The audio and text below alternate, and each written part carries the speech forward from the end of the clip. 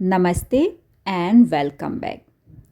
एक माँ होने के साथ पूरे घर की रिस्पॉन्सिबिलिटी संभालना, झाड़ू पोछा, बर्तन, खाना, साफ सफाई, बच्चे की पढ़ाई पे ध्यान देना, उसका रूटीन सेट करना और ऊपर से जब आप वर्किंग हो, इतना आसान नहीं होता। सुनने से ही डर लगता है, बट अगर स्टेप बाय स्टेप फॉलो किया जाए तो ये इतना मुश्किल भी नहीं है। Here are few tips which I follow, मैं आपके साथ शेयर कर रही हूँ। सबसे पहले कामों को याद रखना सबसे ज़रूरी है, या अपना रूटीन सेट करना।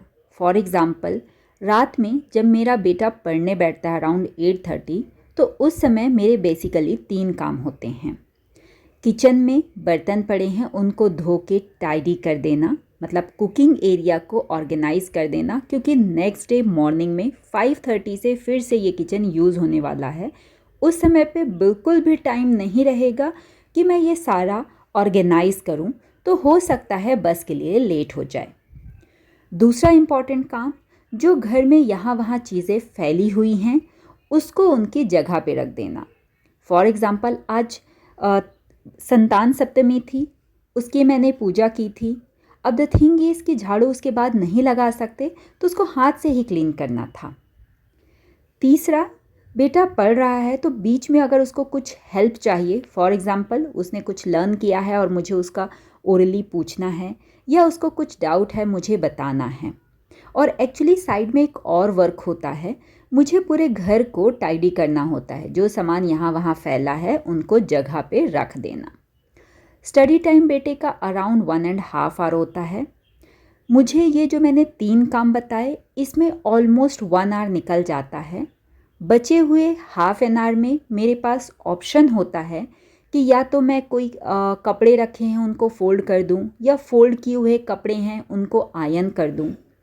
इसमें मैं कोई भी ऐसा काम नहीं ले सकती जिसमें बहुत ज़्यादा अटेंशन की ज़रूरत है, क्योंकि बीच में मुझे जगल भी करना होगा, बेटे के पास आना होगा। तो यहाँ पे मैं कुछ रिकॉर्ड मेंटेन कर सकती हूँ, लाइक अटेंडेंस का, फीस किसकी आई किसकी नहीं आई, या मुझे कल कौन कौन से वर्क करने हैं, टू डू लिस्ट, इतना मैं मैनेज कर सकती हूँ। बट इफ़ आई से कि मैं लेक्चर की प्रिपेयर कर लूँ, पीपीटी बना लूँ, तो ये नहीं हो पाता, क्योंकि that is the thing which need more attention. Parallelly कुछ और काम है, फॉर एग्ज़ाम्पल बच्चे के कुछ प्रोजेक्ट से रिलेटेड मुझे सर्च करना है, तो ये सारा मैं इसी समय इंक्लूड कर लेती हूँ। अपने साथ अपने घर वालों को भी अगर आप अननोइंगली हैबिट लगाएं तो इट इज़ बेटर। अगर आप उनको बोलोगे आप ऐसा कर लो वैसा कर लो, काइंड ऑफ ऑर्डर के टोन में, तो वो कभी भी नहीं करेंगे। तो मैं क्या करती हूँ कि जब मैं काम कर रही हूँ तो बेटे को यहाँ वहाँ मूव करवाने के बजाय मैं उसको एक जगह पे बैठे रहने देती हूँ, और जब वो मुझे आवाज़ देता है then I go next to him and जो भी उसका डाउट है उसको क्लियर कर लेती हूँ।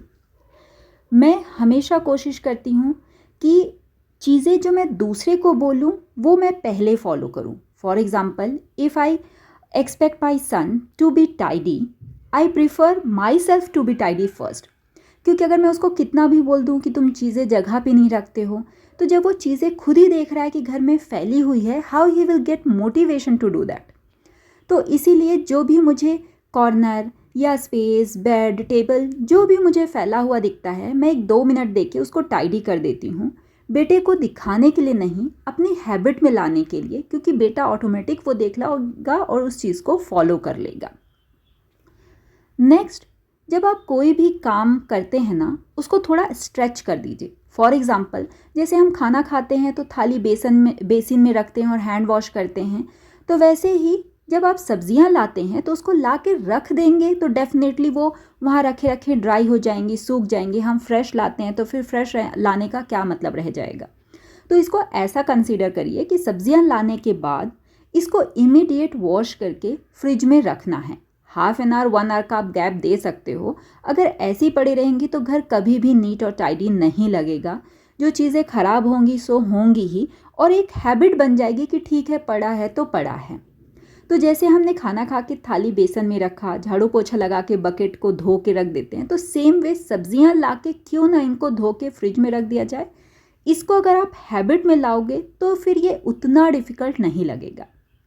How I wash veggies is कि जब सब्जियां आती हैं तो इमीडिएट उसको रखा, हाथ पैर धोया क्योंकि बाहर से आए हैं, और फिर सब्जियों को फ्लोर पे ही रख के उसकी बेसिक क्लीनिंग, जैसे उसकी एक्स्ट्रा लीव्स निकालना, किस में क्या सब्जियां हैं उसको रखना, और बकेट में मैं डाल के वॉश करती हूँ ताकि पानी कम खर्च हो।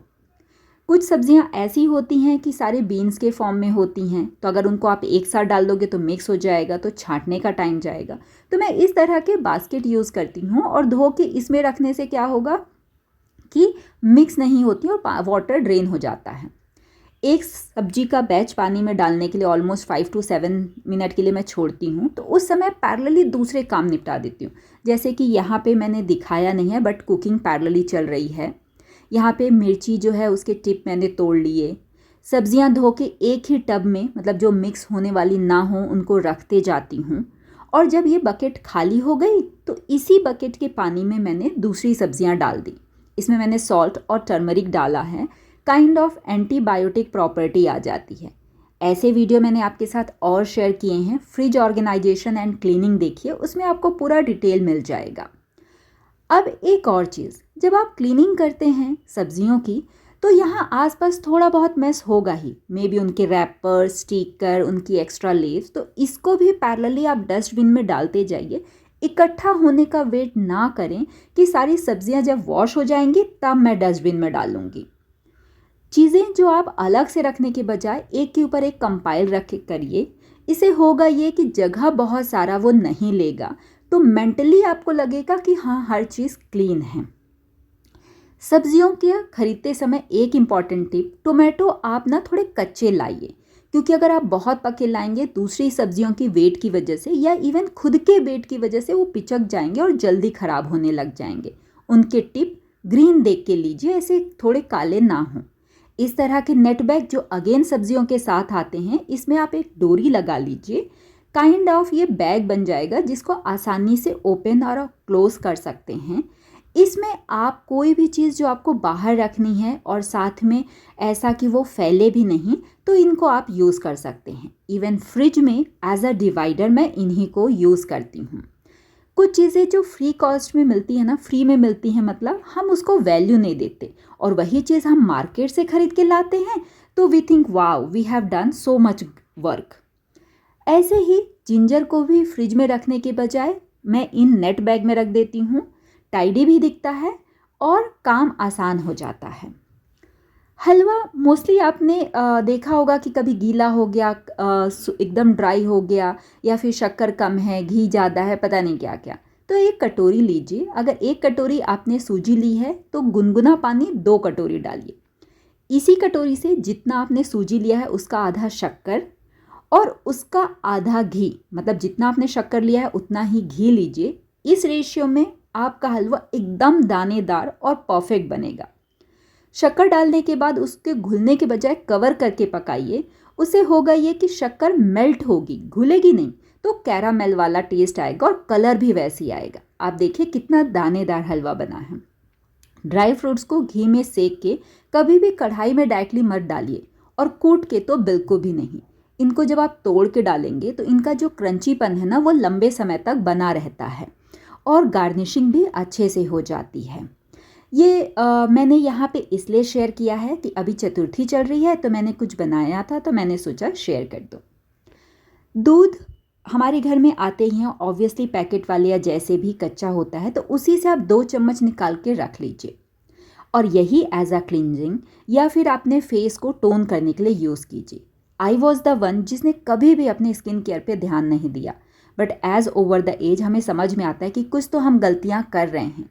तो now I started, I think almost 15 to 20 days कि मैं इस चीज़ में रेगुलर हूँ। इम्प्रूवमेंट अगर दिखता है तो डेफिनेटली आप मुझे कमेंट करके बताइए कि येस देयर इज़ इम्प्रूवमेंट। अब देखिए क्या होता है कि जब आपने स्किन में लगाया, कभी फेस मास्क लगाया, हेयर मास्क लगाया, तो आपको वेट करना होता है। एक दिन पहले प्लान कर लीजिए कि जब आप हेयर मास्क लगा रहे हो, नहाने के पहले आपको कौन कौन से काम निपटाने हैं।